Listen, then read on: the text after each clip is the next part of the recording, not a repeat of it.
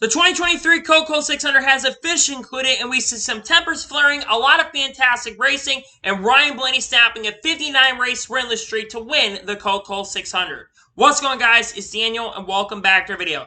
I just got done watching the 2023 Coca-Cola 600. We got quite a bit to talk about from this race. Let's go ahead and talk about it. So this race actually was supposed to happen yesterday, but due to the weather, the race did not happen yesterday, and the race would start at 3 p.m. Eastern Standard Time today. And no one had to go to the rear of the field. So because of that, it was set up by the metric, and William Byron would start from the inside with Kevin Harvick on the outside, and William Byron was able to eventually clear Kevin Harvick for the race lead and would dominate early.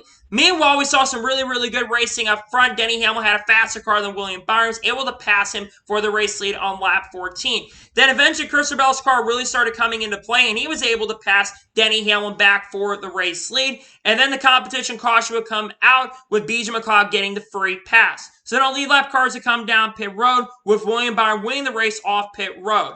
So then on the next restart, William Byron lead the field from the inside with Ryan Blaney on the outside, and we saw William Byron able to have a decent restart, but Ryan Blaney is able to clear them all and get the race lead. And then eventually, 10 or 15 laps later, as Ryan Blaney's car started fading a little bit, Christopher Bell was able to pass Ryan Blaney for the race lead. Then on lap 75, the second caution race would come out for Jimmy Johnson, who spun in turn number 2. He was complaining maybe of mirror driver, maybe from Corey LaJoie, but he would spin going to turn number 2 and bring the caution out and would get a ton of damage. So then, all of the up cars would come down pit road, with William Byron winning the race off of pit road. And Brad Keselowski also was really frustrated with William Byron because he lost a lot of positions. Michael McDowell will get a vehicle interference penalty, and also AJ Allmendinger would get an equipment interference penalty. So then on the next restart, William Byron lead the field from the outside with Ryan Blaney on the inside, and we saw William Byron get a really strong restart and was able to clear for the race lead. Then as the run was going on, William Byron's car started to fade, and you had Christopher Bell and Ryan Blaney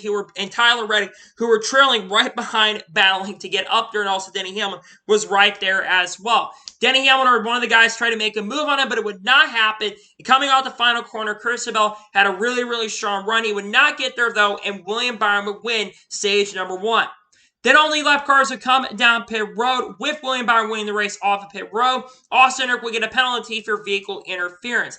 And then all the Legacy Motor Club cars would all go down pit road and all go to the garage at the same time. Eric Jones and Noah Gragson for radiator issues. And then we saw Jimmy Johnson go to the garage with a ton of damage. All of them would basically at the same time go out of the race. So then on the next restart, Michael McDowell would lead after staying out from 30th position with William Byron on the outside. William Byron gets a really strong restart, though, and was able to clear for the lead. And then eventually, Christopher Bell, 10 laps later, got to William Byron, and he took the race lead. And then William Byron's car started fading and dropping really far back. Then we saw some really good racing happening throughout the middle of the pack. We then started having drivers coming down pit road at the time. Tyler Reddick would come in first, Brad Keselowski came in, and then Christopher Bell came in from the lead, had a terrible stop, and lost a ton of positions and lost a shot at the lead at the time. Then Bubba Wallace would get a penalty for equipment interference. And then we see Chase Elliott, he eventually came down pit road, giving up the lead to Tyler Reddick. And then a few laps later, we would get the caution for rain. Rain had been lingering throughout the weekend, one of the reasons why this race got delayed to the next day, and the caution would come out because of that, and they would red flag the race. Well, during that red flag, because the race is eventually able to get back going 31 minutes later, we had some beef on pit road between Eric Almirola and Bubba Wallace. Apparently, they had some tension on the backstretch, if I'm not mistaken, just really hard racing. And Eric Almirola and them were having a conversation, and there was a push and shove from Eric Almirola. And that same official was in that fight with Noah Gragson, Ross Chastain. He was right there to get in the middle of it to make sure nothing got serious. Really know what Eric Almirola's problem is at this point. He probably should retire. And then Christopher Bell, he made an unimproved adjustment on the car and would have to go to the rear. So then we go back racing with Tyler Reddick leading the field from the outside, Ryan Blaney on the inside. We saw some guys basically come down pit road at the time. Kyle Larson also came down pit road, but Tyler Reddick got a really strong race start and was able to clear it for the race lead and would dominate. And meanwhile, actually on that restart, Jimmy Johnson would spin after some contact with Noah Gragson, bringing the caution out. Jimmy just got loose battling Gragson and was battling really hard and spun out. So then on the next restart, Tyler Reddick lead the field from the outside with Ryan Blaney on the inside, and we saw Tyler Reddick able to hold the lead from Ryan Blaney. As Tyler Reddick had the race lead, the caution would come out once again for Kyle Busch, who spun for 7th position on the backstretch after getting loose below Brad Keselowski. Kyle just got loose coming off the corner and unfortunately ended up Keselowski got on the outside wall, and Daniel Suarez get some damage in that as well. Luckily, they're all able to continue on, and no one was out of the race from that. So at this point, some other guys came down pit road. Guys like Brad Keselowski, Ty Gibbs, Kyle Larson all come down pit road, including Kevin Harvick, while the rest leaders stayed out.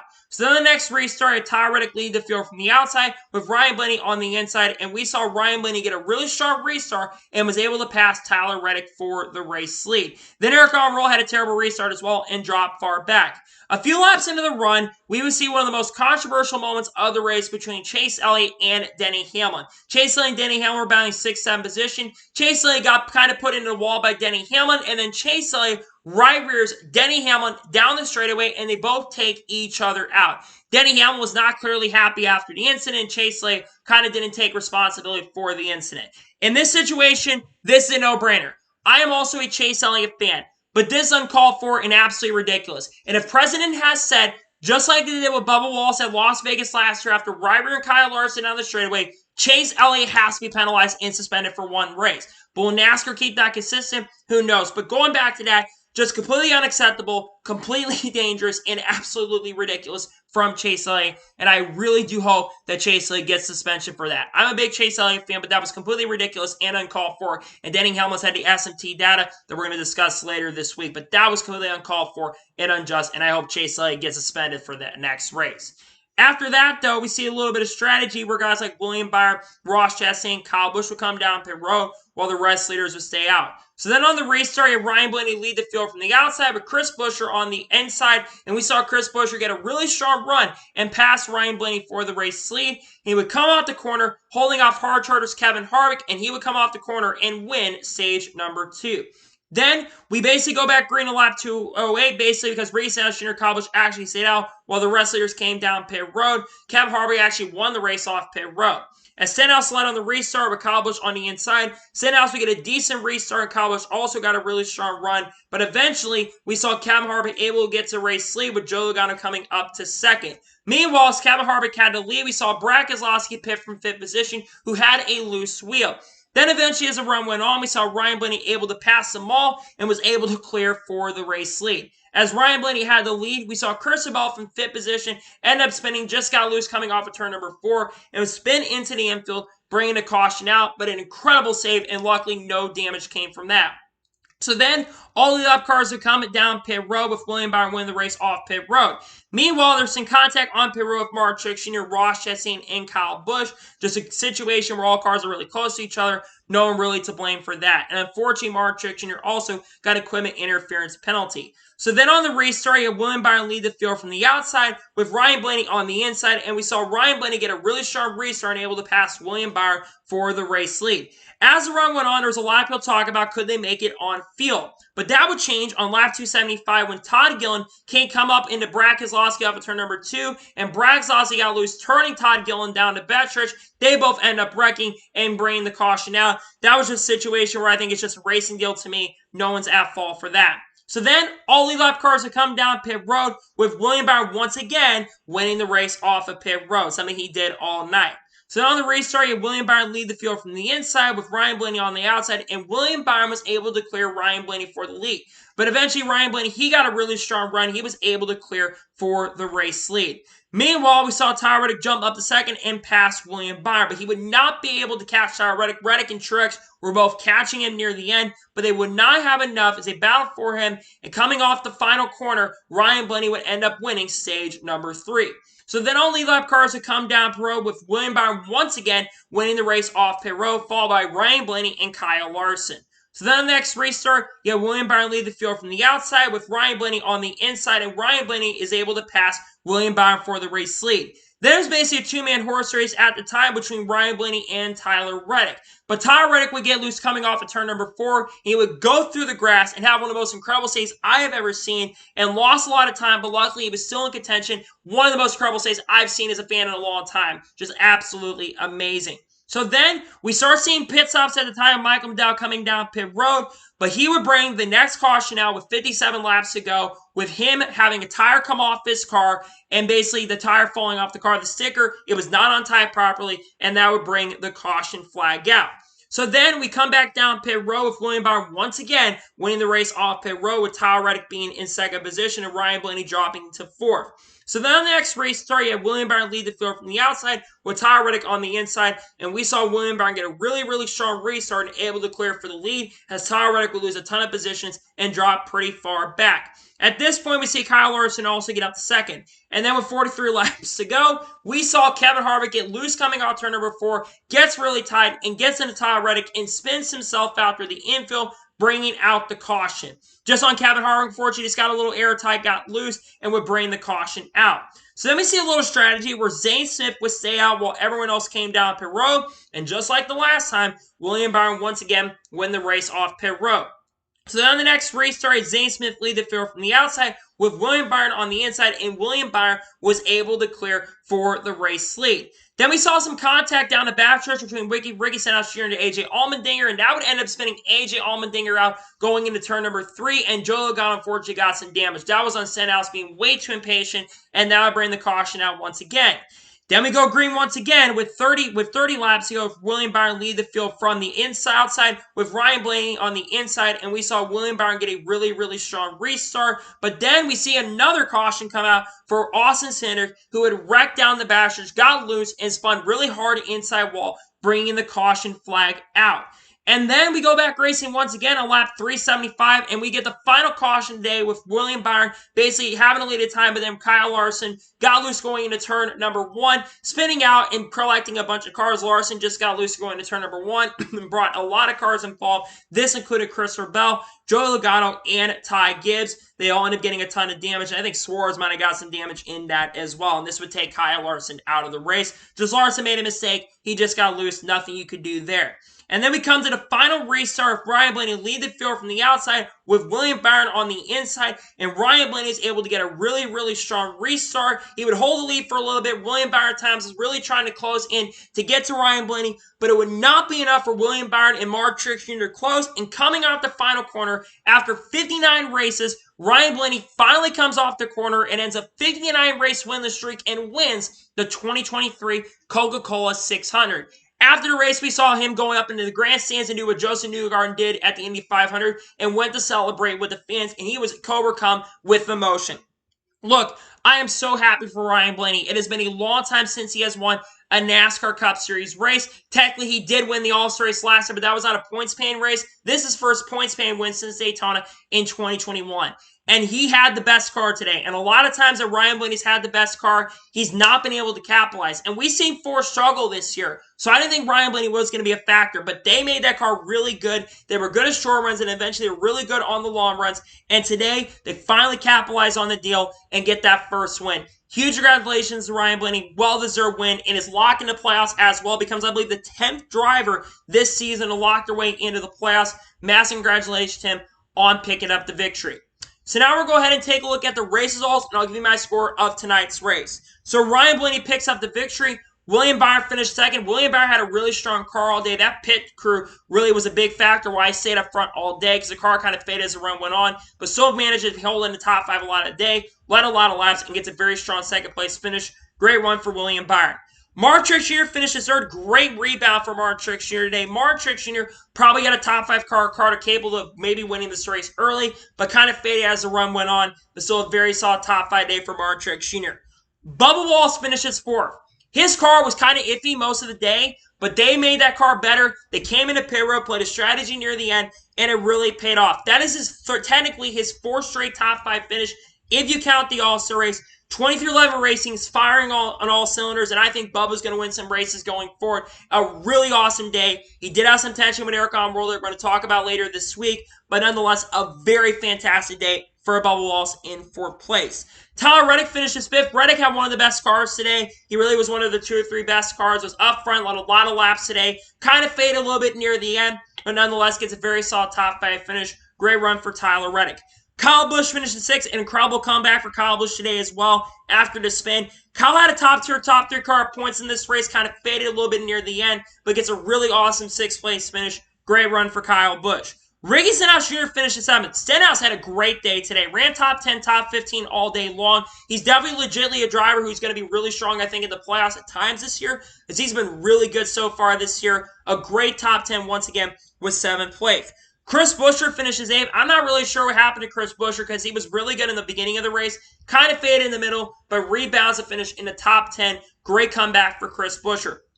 Austin Dillon finishes 9th. Austin Dillon was quiet most of the day, but it was relatively moving through the field, has some fresh tires near the end, and gets a very solid top 10 finish in 9th. And Zane Smith finishes 10th. Really impressed by this kid. This guy has done an incredible job. Ran up front all day, had a great car, really not a great car, but ran top 15 near the end. He legitimately got a top 10. Yes, he was on fresh tires, but he was really impressive today. That 38 car, really good today. Fantastic run for Zane Smith in 10th. Kevin Harvick finished 11th. Harvick did a decent rebound after the spin. Harvick's car was terrible early. Then they rebounded and they fell back and still did get a decent 11th place finish. Salvage a day that could have gone a lot better. Alex Bowman finishes 12th. For Guy, this is pretty good for him for his first time back in a few weeks. Bowman had about a top 10 or top 5 car of points, but never had a car that could have won, but still a very solid top 15 in 12th. Ryan Preece finishes 13th. Ryan Preece struggled a lot of day and rebounds to finish 13th. At points was in the top 10, so good to see him finishing in the top 15. A.J. Allmendinger finishes 14th. Very solid recovery for A.J. Allmendinger after the spin. He was actually in the top 10 near the end. I was really impressed with him. One of his better runs so far in the year. Good run for him. And Justin Haley finishes 15th, who's going to be running the Xfinity Series race and finishing that up really shortly. Very solid top 15. Ran top 10 quite a bit of the day, so good run for Justin Haley. J.J. Yeley finishes 16th in a Rick Ware racing car. Yes, a lot of attrition happened to help him, but they were legitimately running in the top 20 at points, so great run for J.J. Yeley in 16th. Corey LaJoie, another driver, had a pretty good run today in 17th place. Saw a run for him. Harrison Burton finishes top 20. Good run for him. Brad Keselowski, who had a really strong car early and was up front contending for the win. I thought he had a car that could have won early. A shame that he had issues, but he finishes 19th. Decent recovery. And Chase Briscoe finished 20th. They got to stop firing off terrible because they're not going to make the playoffs like this. They had a horrendous day today, and they finished in 20th place, and are likely out of the playoffs because of this horrendous run, which is disappointing. Joe Logano finished 21st. Logano never really was a factor to begin with all day, and he had that damage. He finished 21st. Ross Chastain finished 22nd, just was nowhere to be found all day. He had best ran 10th place. That car was terrible. They fired off horrendously, and they were just abysmal throughout the day. Just a disappointing run overall for Ross Chastain in 22nd, which is not normal for Ross Chastain.